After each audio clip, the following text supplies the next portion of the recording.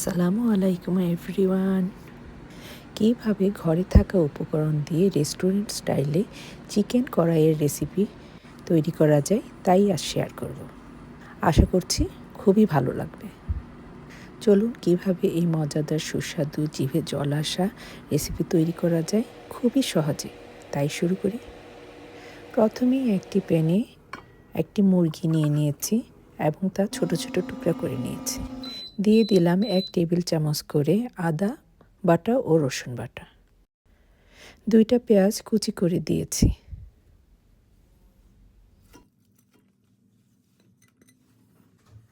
Tomato ফালি করে দিয়ে দেব 3 থেকে 4টা। আমি বড় বড় টমেটো নিয়েছি, আপনি যদি ছোট নেন তাহলে 4 থেকে 5টা দিবেন। ঢাকনা দিয়ে রান্না করব প্রায় 10 থেকে 15 মিনিটের মতো। চুলার হিটটা থাকবে হাই। 10 থেকে 15 মিনিট পর ঢাকনা খোলার পর চেক করলে দেখা যাবে যে উপরের স্কিনটা সহজেই উঠানো যাচ্ছে। সবগুলো টমেটোর স্কিন একইভাবে উঠিয়ে নিতে হবে। এবার সব কিছু খুব ভালোভাবে উল্টিয়ে পাল্টিয়ে দিব, যেন রান্না করতে করতে টমেটো ও পেঁয়াজ আরও নরম হয়ে যায়। এই কাজটা করতে হবে মিডিয়াম হিটে রেখে। এই পর্যায়ে দিয়ে দিব লবণ।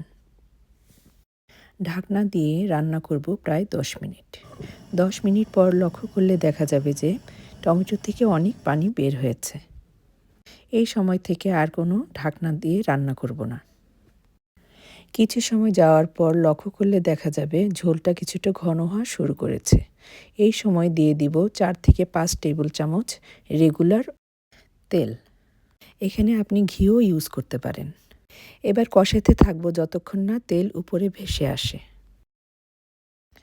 তেল যখনই উপরে ভেসে আসবে তখন দিয়ে দিব 1 চা চামচ চিলি ফ্লেক্স, 1 চা চামচ জিরা গুঁড়া, 1 চা চামচ ধনিয়া গুঁড়া, দিয়ে দিব 1 চা চামচ লাল মরিচের গুঁড়া। এবার সব কিছু ভালোভাবে মিশিয়ে আবার কষাতে থাকব। পানি যখন শুকিয়ে যাবে ও তেল সেপারেট হয়ে যাবে তখন দিয়ে দিব 1 কাপ পরিমাণ টক দই। এটা খুব ভালোভাবে ফেটে নিতে হবে। টক দইয়ের কাপটা সামান্য পানি দিয়ে ধুয়ে দিয়ে দিব। এই ধরুন 1 থেকে 2 টেবিল চামচ পরিমাণ পানি। আপনি যদি ঝোলটা বেশি রাখতে চান তাহলে পানি কিছুটা বেশি দিবেন। তাছাড়া টক দইয়ের পরিমাণটাও বাড়িয়ে দিতে পারেন।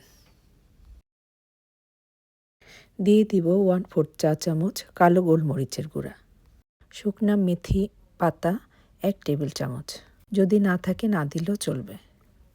দিয়ে দেব গরম মশলার গুঁড়া 1 টেবিল চামচ, যা আমি ঘরেই তৈরি করেছি।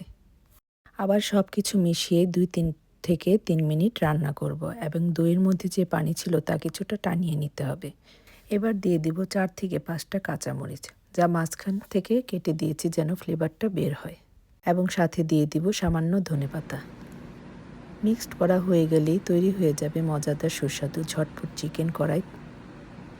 আমি এইরকম তেল মশলার মধ্যেই চিকেনটা রাখবো, আপনি আপনার ইচ্ছা মতো ঝোল বেশি বা কম করতে পারেন।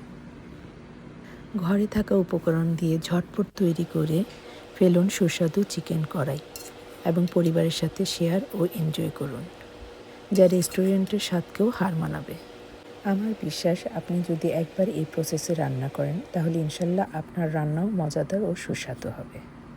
রুটি, পরোটা, ভাত কিংবা পোলাওয়ের সাথে এই মজাদার চিকেন কড়াই আপনি সার্ভ করতে পারেন। ভালো থাকুন, সুস্থ থাকুন। আল্লাহ হাফেজ।